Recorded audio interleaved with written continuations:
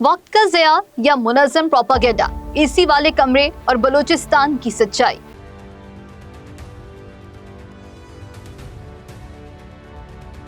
मगरिब की ठंडी हवाओं में बैठकर वीआईपी पासपोर्ट जेब में रखकर और भारत और इस्राइल के दिए हुए डॉलर्स की गिनती करते हुए बलूचिस्तान के नाम पर रोजाना एक नया ड्रामा करना और भारत और इस्राइल को खुश करना। आजकल ये बुखार चढ़ा है नाम नेहाद इनकलाबियों को, तो प्रोड्यूसर जरा ये क्लिप चलाकर इनका दिमाग ठंडा कर दो। और बलूचिस्तान जो है, जो कि पाकिस्तान की डेस्टिनी है, ठीक है, जो कि पाकिस्तान के माथे का झूमर है, तुम 1500 बंदे कहोगे कि जी हम इसको ले जाएंगे, तुम्हारी अगली 10 नस्लें भी नहीं लेके जा सकती।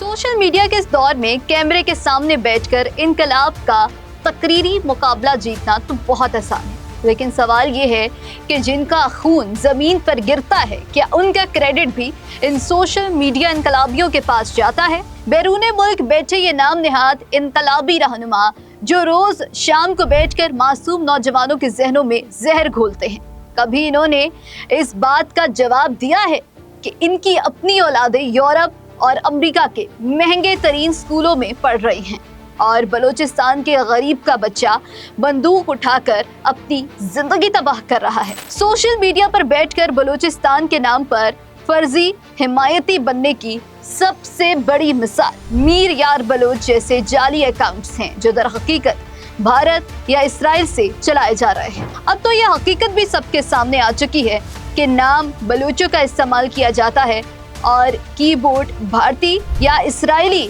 आईपीस और एजेंसियों के हाथों में होता है। मकसद सिर्फ एक है, पाकिस्तान में इंतशार फैलाना, नौजवानों को गुमराह करना और बलूचिस्तान में जारी तरक्याती कामों को रोकना।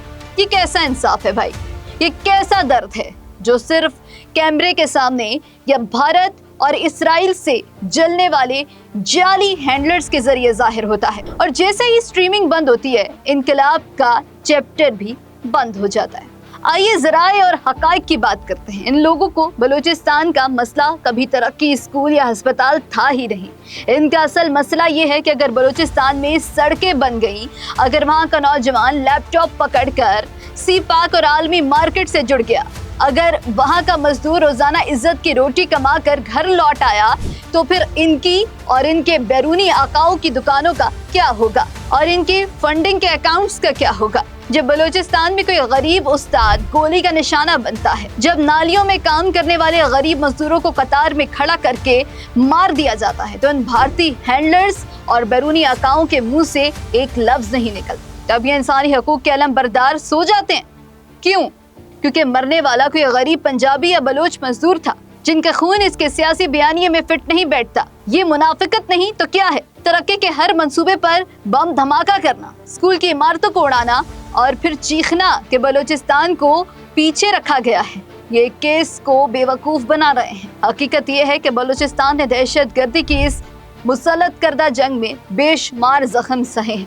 रियासत के सिक्योरिटी एहलकार, पुलिस, फ्रंटियर कोर और आम शहरी रोजाना अपनी जानों का नजराना देकर इस खित्ते में अमन की बहाली के लिए लड़ रहे हैं। लेकिन जब बैरूनी फंडिंग और भारतीय प्रोपेगेंडा पर चलने वाले ये अनासर अपने मुफादात के लिए आलाकार बनते हैं, तो नुकसान सिर्फ और सिर्फ इस आम बलोच का होता है जो अमन और इज्जत की जिंदगी चाहता है। एक तरफ वो लोग हैं जो पहाड़ों और सड़कों पर रोजाना बारूद का सामना कर रहे हैं ताकि मुआशी राहदारी महफूज रहे, ताकि गवादर की बंदरगाह चले, और दूसरी तरफ वो लोग हैं जो भारत के अकाउंट्स के पीछे छुपकर और प्रेस क्लब्स के बाहर फोटो सेशन करवा कर अपना काम चलाते हैं।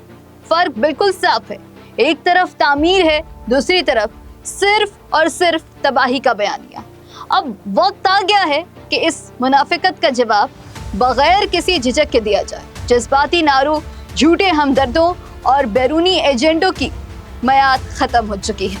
बलूचिस्तान के मुस्तकबिल किसी गैर मुल्की दारुल हुकूमत में बैठकर या फिर किसी जाली भारतीय अकाउंट से तय नहीं होगा, बल्कि इसका फैसला बलूचिस्तान की मिट्टी पर रहने वाले, वहाँ मेहनत करने वाले और अमन पर यकीन रखने वाले गैरतमंद अवाम करेंगे। तालीम, रोजगार, हुनर और तकनीकी तरक्की, ये है बलूचिस्तान का असल रास्ता।